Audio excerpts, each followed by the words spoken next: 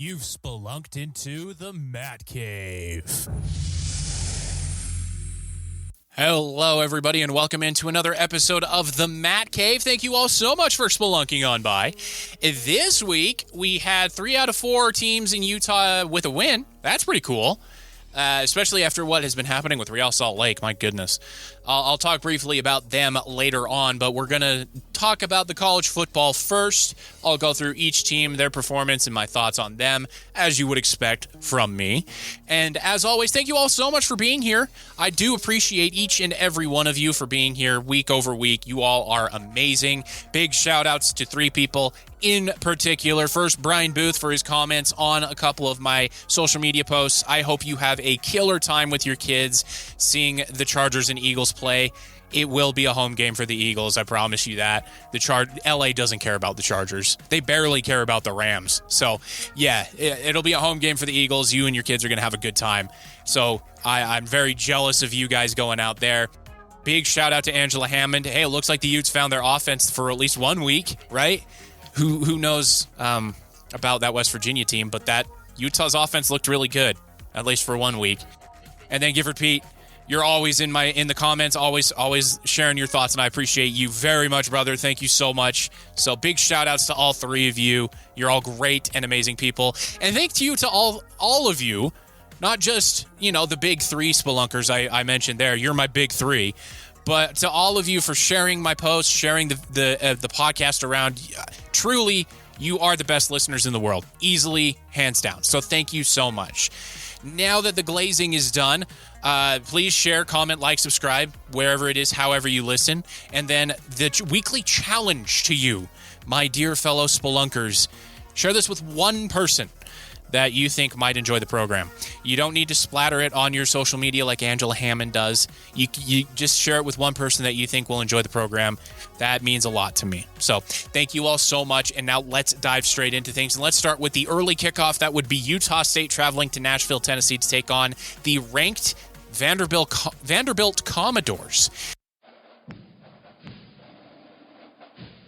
It's the second game against the SEC that Utah State has played. The final score made it look a little bit closer than it actually was. After the first quarter, Utah State was tied 7-7 with Vanderbilt, and it looked like they had something brewing, and then Vanderbilt put up 24 in the second quarter, and then in the third quarter, they put up 17, and that really put the game away. So at that point, it was 48-21. And it was just out of hand. In the fourth quarter, it was backups. Jacob Conover, the former BYU player, former Arizona State Sun Devil, he threw a couple of touchdown passes against, I think it was the third string for Vanderbilt. So 55-35 is the final score. Were there any highlights? Yes, there were. There was only 1 turnover from Bryson Barnes in a big game. That's really key, especially after last season and his time with the U. He tended to try to just be the gunslinger hero quarterback a little bit too much. And I think his time with Utah State has really pulled that back and reined that back in, as well as just maturing just as a person. So seeing Bryson Barnes play relatively well, especially against a Swiss cheese offensive line, that's got to be encouraging for Aggie fans. It's got to be. Especially with how far the Mountain West Conference has fallen from preseason expectations. Utah State has a real chance of making a bowl game this year when I thought they had none. I said 4 wins, maybe 5 as the season total. I'm not going to update that. I'm going to stick by what I said, but it's very plausible they could win 7 or even 8 games this year. So, especially with this offense. This offense has impressed me a little bit.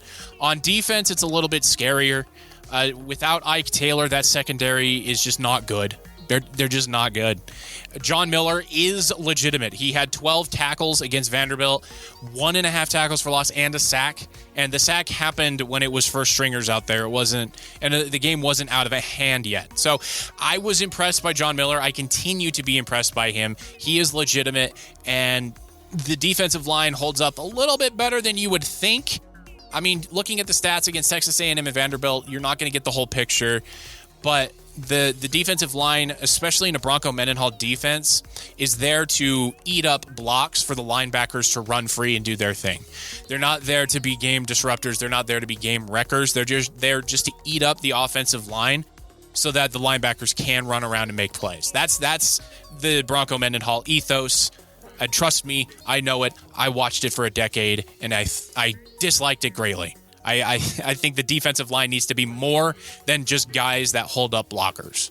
But that's just not the Bronco Mendenhall ethos, and it never really has been. So that is really it for Utah State. Up next, well, Utah State, I should be happy with the bye week. They need it, especially after 2 games against the SEC in 5 weeks. That's tough for any group of 5 conference team. That's a lot.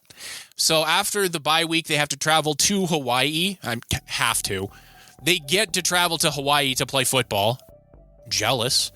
That is going to be an interesting game. Hawaii is looking pretty good. They have 4 wins on the season already. The offense is clicking under Timmy Chang, one of Hawaii's quarterback legends.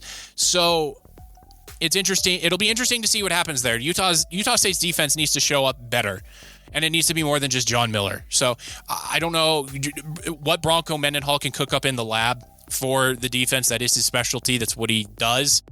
I understand that he's not the defensive coordinator, but he basically is. I mean, Nick Howell is the official defensive coordinator, but let's be real here. It's Bronco.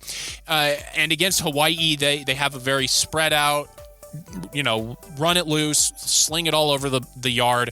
And with how, I'm just going to come out and say it, how bad Utah State's secondary is, it's going to be a high-scoring affair, and it's going to be like an old whack game for you older Utes and Cougar fans out there. It'll probably be one of those scores. Whoever has the ball last wins. So that's what I'm anticipating for Utah State as they head to Hawaii here in 2 weeks. So they get next week off, and that's really it for them. So let's move on to the midday game. Utah traveling east to Morgantown, West Virginia to take on Rich Rod and the Mountaineers. And this was harder to read for me because with West Virginia, they had so many injuries on their team. Their starting quarterback injured. Their starting running back, who was going to be all Big 12, out for the year. Their wide receivers, there's only one guy with any starting experience back, and their offensive line is piecemeal at best. So it's tough to read this game for the Utes, much like their game against UCLA. I think West Virginia is in that same bucket. Yes, West Virginia has 2 wins, whereas UCLA has 0. But when it comes to this game, Utah just dominated. That's really the story of it. They just dominated. They didn't allow West Virginia to do anything. They didn't allow West Virginia's quarterbacks, whichever one they trotted out there, Khalil Wilkins or Jalen Henderson, to get comfortable. I mean, West Virginia ran a total of 61 plays, and only 13 of them were passes. So you can see it's tough for me to gauge this game moving forward for the Utes. The offense, on the other hand, showed up and showed out. They really did. I was impressed by Devin Dampier in this game. I was even impressed by Bird Ficklin at the end of the game, running basically the exact same offense. Now, the bugaboo is still there for Devin Dampier. He has thrown just some terrible passes. Terrible passes. He could have had 3 interceptions in this game. He could have. He also fumbled twice. The turnover bug is still there. It's not going anywhere. So I don't know what needs to happen. They have a bye week this week before their next game. So whatever happens, they need to let him know, hey, it doesn't have to be hero ball. You can just play within the offense that you know. This is the same offense you ran for a year in New Mexico. Now, again, it is a New Mexico offense in a Power 4 conference. But the Ryan Davis and Devin Dampier connection is still strong. Dallin Bentley is a very good and solid, reliable tight end. And Wayshawn Parker and Naquari Rogers are showing up to be the running backs that they've needed all season. Now, I do want to talk about their two-way players. I hate two-way players. And I don't hate it because I don't think they're good enough. They're obviously good enough. Smith Snowden, Lander Barton, and I believe it was Jackson Benny are all good enough But that's a lot of wear and tear on these kids that you just don't need. I get it. You don't know with your receivers. You don't know who's there. Now you do. You have Ryan Davis and Dallin Bentley. You know you have those guys. Outside of that, you don't have anything. I mean, Tobias Merriweather is huge, but Devin Dampier is just not getting him the ball. So when I look at the Utah offense, it's you got Devin Dampier, you've got Naquari Rogers, you've got Ryan Davis, Wayshawn Parker, and Dallin Bentley. That's a lot. But it's the turnovers. It's these head-scratching play calls that Jason Beck makes. And then sometimes it's just Devin Dampier running himself into trouble and then just throwing the ball up for grabs. And then it's also Devin Dampier with bad footwork. And so he just relies on his arm strength to get the ball somewhere. And that never works. And so he's flat-footed. He flings the ball and just hopes. So that's going to be a problem against better teams. It just is. Utah has Arizona State next. They have a bye week, and then it's Arizona State at home. I fully anticipate Utah to win that game because I don't think Arizona State is that good. I have zero faith in Sam Leavitt, even less faith in their head coach, Kenny Dillingham, to keep his cool in an environment like Rice-Eccles Stadium. They lost their cool at Mississippi State. So at an even more raucous stadium and more intimate and close stadium like Rice-Eccles Stadium, they're not going to do well, Arizona State. They're just not. Morgan Scalley and that defense are not going to allow Jordan Tyson and Sam Leavitt to get into a rhythm. They're just not going to let it happen. The defense is too good. But does the offense match the moment? The last time, it didn't. Texas Tech blew them out, plain and simple. So this team is really tough to read. It's tough to read. It's about as tough to read as Colorado, where one week they look like world beaters, and then the next week they lay an egg. So when it comes to Utah, next week is a very good bye week to have. They can study what worked against West Virginia, and they can continue to study what failed, frankly, against Texas Tech. The two-way players have got to stop. They just got to stop. I don't like it. Lander Barton, Smith Snowden, they are both way too important to the defense to risk on offense. And when defenses see those guys come into the game, they're not going to come into the game to be a decoy. They're going to come into the game and be a focal point of whatever play is going to be run. This is not Travis Hunter. Travis Hunter played every snap on both sides of the ball, so you couldn't scheme against him because he was just part of the game plan. He was not part of singular plays. So that's the difference here. I get that Kyle Whittingham and Jason Beck are trying to evolve with the new era of athlete in college football. Just don't do it with your two best defensive players. Just don't do it. I hate it. It's an injury waiting to happen, and I don't want to see that. I don't. Matt from 15 years ago would have been rooting for it, be like, yeah, play him both sides, play him every play, wear him out before the BYU game. Me, now, I don't want to see that. I don't want to see that. I want to see Lander Barton crush people on defense. I want to see Smith Snowden pick people off and make acrobatic defensive plays. I don't need to see them on offense. So that's my take on Utah.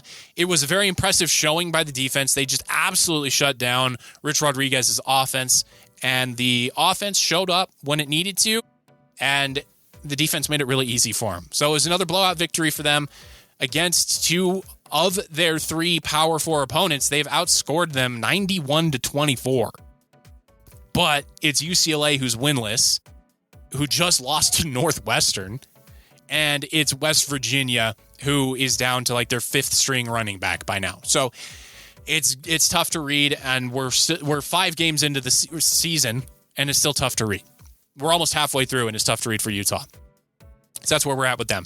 So now let's move it on to the nightcap, the BYU versus Colorado matchup that I was very nervous about, that I even called for BYU to lose. And early on, it looked like I was spot on.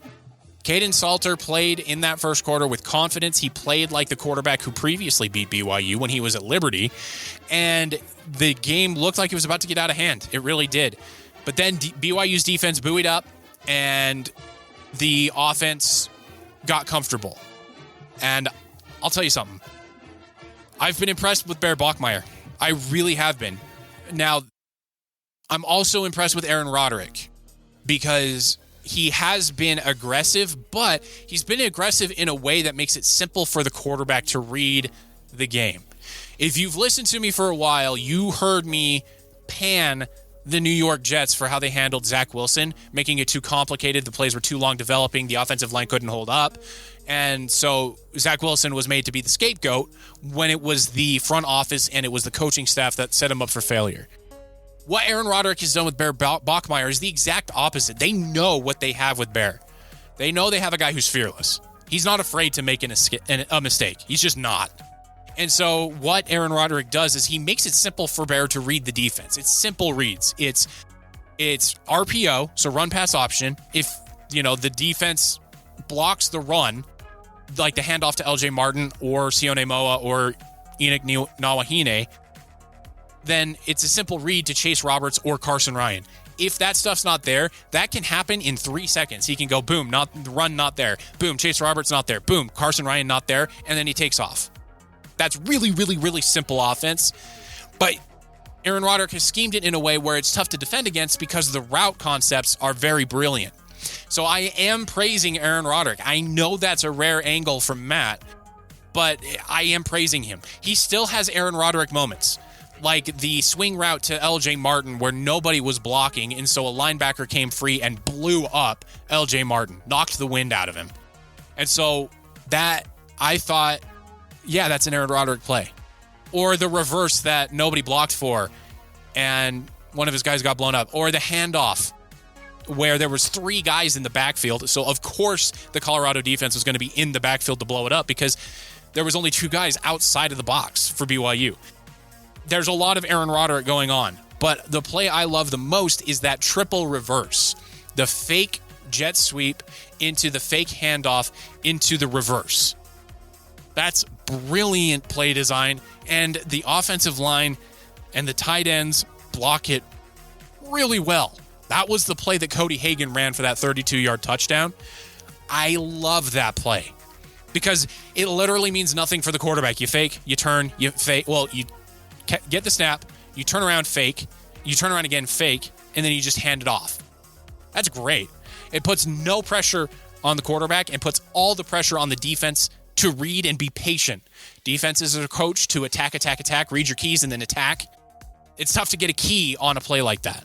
So that play in particular, I was very, very impressed with.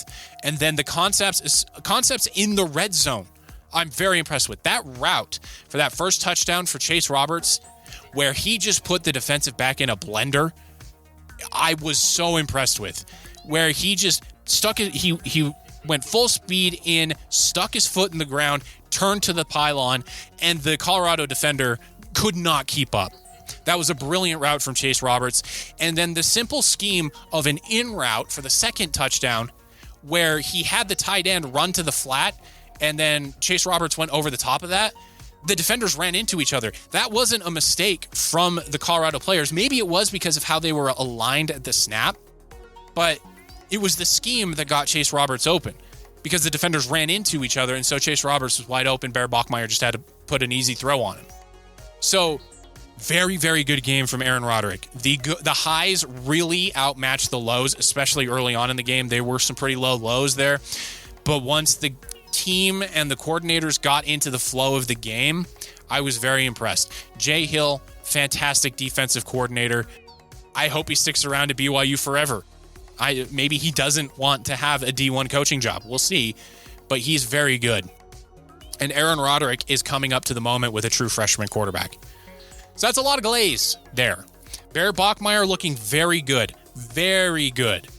His running back mentality worries me a lot. Like a lot. Every time he gets up a little bit slowly, I go, all right, here we go. It's McKay Hillstead time. But he just gets up and he keeps playing. So offense, very impressed with. LJ Martin had a rough game. 15 carries, 58 yards, 3.9 average, well below his season average. But he was a threat enough that it kept enough guys in the box that the passing game was allowed to flourish. And then on defense, Jack Kelly, are you kidding me? Anytime after those first 2 drives, Jay Hill went with basically a quarterback spy on every play. A couple of times they got caught with Logan Latui to spy the quarterback. That's not a good matchup. Logan Latui is strong in a lot of facets of the game, but he's not fast. So he's not going to be able to spy the quarterback very well. Jack Kelly, anytime he was spying Caden Salter, they got nothing done. And anytime Caden Salter broke out of the pocket, Jack Kelly was shot out of a cannon, and he was straight at the quarterback. I am very impressed with Jack Kelly. And then Isaiah Glasker, these are the two superstars of the defense. The sack, the 23-yard loss, where he just didn't give up on the play. It would have been easy for him to just get up slowly and then follow the play, but he didn't. He missed the initial tackle. Caden Salter rolled out around him. He got up before the offensive lineman could pancake him, and he made the play. And then later in the game, he floated back perfectly, watching the quarterback's eyes, keeping his hips fluid back from side to side, and picking off that pass. These two linebackers are borderline All-Americans. They are definitely All-Conference. I'm very impressed with them. Very, very impressed. The team had 3 sacks total. Faleteu Satuala had another sack, and then we also had Bodie Schoonover with a wonderful pass deflection. So the defense really showed up, especially after those first 2 drives when things could have gotten really hairy really fast. So big win for the Cougars. Very big win on the road, Power 4. It was very raucous, and they showed that they can stick with a very talented team. And I think Colorado has more talent than BYU. It's just BYU has more of a team feel than Colorado. Colorado is a bunch of dudes that are highly athletic that just don't play as a team, whereas BYU has that team mentality. So that was the difference for BYU in this game. Will Farron did miss his first field goal in like 26 attempts. No big deal. He'll get on another streak here. And then next week for BYU, it is West Virginia on a short week at home. It is an 8:30 p.m. kickoff. Again, ESPN. Mountain Time Zone is not Pacific Time Zone. Okay? You can kick this off at 7:30 Mountain Time. You really can, I promise, and it'll be okay. Everybody will be okay, I promise. But that's the next game for BYU, and then the week after that, it is at Arizona, so the schedule is lining up quite nicely for BYU to hit bowl eligibility before they get into the teeth and meat of their schedule, which starts at home against Utah, then 2 road games, 2 massive road games against Iowa State and Texas Tech. And then they come home against TCU, who could be ranked at that time. I know they just lost, but they could be ranked at that time as well. So that would be basically 4 straight weeks of playing ranked opponents. I think Utah should be ranked as well. And so that is what happens there in the teeth of the schedule. And then they wrap up the season against 2 winnable games at Cincinnati and at home against Central Florida. So the schedule is about to get really tough for the Cougars. They need to eat while the eating's good, and they have been. So, good stuff from the Cougars in that game. I was wrong in my prediction that they would lose by more than 7 points. Early on, I thought I was dead on. But they rallied, they came back, and they held on at the end. So, good stuff there. I do just want to mention really quick that the absence of JoJo Phillips for the Cougars is a big one, because they don't really have an over-the-top threat. I understand that Parker Kingston's really fast, Cody Hagan's really fast, but they haven't shown that they can get up there and contest a deep ball like JoJo Phillips could. So that's going to be a problem. There's nobody taking the top off of these defenses. Bear Bachmeier's not afraid to throw that ball. He's thrown that ball deep a couple times. Tiger Bachmeier almost had a wonderful reception. It bounced out of his hands as he hit the ground, but there needs to be something more over the top. Otherwise, what happened this week against Colorado is just going to continue to happen, where they're just going to load the box and LJ Martin is just going to have a tough game. So that's what's going to happen moving forward if they can't figure something out for a deep threat. So short week, Friday game against West Virginia late, and then the rest of the schedule will come. But so far, I have been impressed with BYU. They're doing better than I thought they would. All right, so let's move this along to Real Salt Lake. They had 2 nightmare games against an LAFC team that had just signed one of the best strikers in the world in Sun Heung-min, who is a joy to watch. He just has fun playing. I love his smile, and when he scores a goal, it's infectious. He just has fun. So that was an 8-2 over 2 games. They allowed hat tricks in both games, so not a good showing there. But then they came back to the Riot and faced off against Austin FC, who is just a few spots above them, 7 points being the difference between the two. And Real Salt Lake showed up, and they showed up in a big way. Brian Ojeda got a deflection goal at the 45th minute, and then DeAndre Yedlin got a pass from the inside from Catranis that was just beautifully done. And DeAndre Yedlin, former U.S. men's national team stalwart at right back, just hammered home a wonderful goal. And then the goal from Victor Olatunji, I mean, yeah, he scored the goal, but it was all about Diego Luna setting him up with just the perfectly weighted pass to allow Victor Olatunji to get onto the ball, but also go to the goalkeeper for Austin FC to try to come for it. And so Victor Olatunji could just flick it over the goalkeeper for an easy goal. So that was very good, very encouraging. Real Salt Lake wins this one 3-1. Austin FC got a goal at the very end of the game in the 92nd minute. It was a garbage time goal that shouldn't have been allowed. The goalkeeper for Real Salt Lake should have saved it. He didn't. So 3-1 is the final score there. Encouraging, yes, but if we look at the standings, just like I posted this week, Real Salt Lake has to be perfect to even have a chance of making the playoffs. Currently, they sit 1 point back of San Jose and FC Dallas, the 9th and 10th seeded teams respectively, and then they sit 3 games back of Colorado. The good news there is that RSL plays against Colorado, so that is a 6-point game, but I don't see an avenue for Real Salt Lake to make the playoffs. I just don't see it. They have not been consistent enough, and they have relied less on Diego Luna to be the all-world, all-everything player that he has been for them this season, and it's not been to great effect. So, Real Salt Lake, you had a stretch of 4 straight seasons of MLS playoffs. That comes to an end this year. They play against Colorado October 4th. Humongous game. I just don't see it. I don't. It will be at the Riot, though. It is in Sandy, so anything can happen. I'm just not holding my breath. All right, so let's wrap this up with some video game talk, and I posted about it on my Saturday gaming post. If the economy sucks, let's just face it. So if you want to play some games that you haven't played before, that maybe have a fresh angle, and you don't want to spend money, there are so many good ones. So many good ones. Ones that I have been playing are obviously the Finals. I love that game. One of the best first-person shooter competitive games on the market.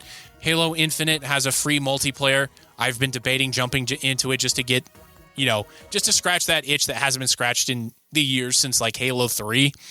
And then other games, tactical shooters like Rainbow Six or Valorant, Counter-Strike 2, if you want to have a high skill cap game or you want to test your skills, those are definitely ones you can choose. There are free trials for Final Fantasy XIV as well as World of Warcraft on the RPG side of things, where you can get that sort of gameplay done, and the content isn't barred up to certain levels. So for Final Fantasy XIV, it's level 70, which is 20 levels below the current level cap there. And then for World of Warcraft, I'm not sure, I haven't hopped on in a long bit, but there is free content for you to play there as well. That isn't barred behind paywalls either. So you have your MMORPGs that you can play there that don't feel like they are free to play, that they are actually subscription-based games that you can access for free. And then there are so many others. There's Call of Duty Warzone if you hate yourself. There's Fortnite if you want to get owned by kids. There's Marvel Rivals and Overwatch if you want an arena shooter. I've been playing a lot of Marvel Rivals. It's a ton of fun. And there's something else I want to mention with games like League of Legends and Overwatch and Marvel Rivals that have this sort of bad community, this community that is toxic. If you just mute your voice chat or you mute team chat and you just play your game, it's fun. It is fun. Go and do it. Enjoy it. Enjoy yourself. Because there are certain streamers and YouTubers out there that do that. They mute everything and they get to high ranks. Like one that I watched has gotten to Grandmaster, which is a very high rank, by muting everybody and just playing his game. So that is something you can do. You don't have to get flamed by these kids, by these other people for not being perfect. Because, newsflash, they're not perfect either, and they're probably the problem. So you mute them, you have your game, you have your fun, and you're able to do it. If you want to get into like collectible games, the gacha games out there like Genshin Impact or Uma Musume, are available to you as well to kind of kill time. Then you have like the Pokemon trading card game Pocket, where, yeah, you can pay for packs, but you can also just play for free. And so Magic the Gathering Arena, Hearthstone, there's so many games out there that you can play for free and have a lot of fun with, and you don't have to spend money. You can, but it won't make or break your game. Now, for those card games, it can, because you won't have the best cards available to you, but you can still have fun with what's based there, and you can still have fun by unlocking things. So I just wanted to shout out the free games that are out there for you that you can play that don't have the $69.99 price tag, $79.99 price tag, like the Battlefield 6s, Borderlands 4s, other games that have come out. And then if you want a cheaper game, you have Hollow Knight or Hollow Knight Silksong, that are your Metroid type games that are not my cup of tea, but are very well liked and are very well done. So there are cheaper games. Those are $20. That's great. So there's plenty out there for everyone to play, and you don't have to spend a dime. So I just wanted to highlight that for you here at the end of this week's episode. And that's it for you. So thank you all so much for being here. And I will see you all next week when we spelunk back into the Matt Cave.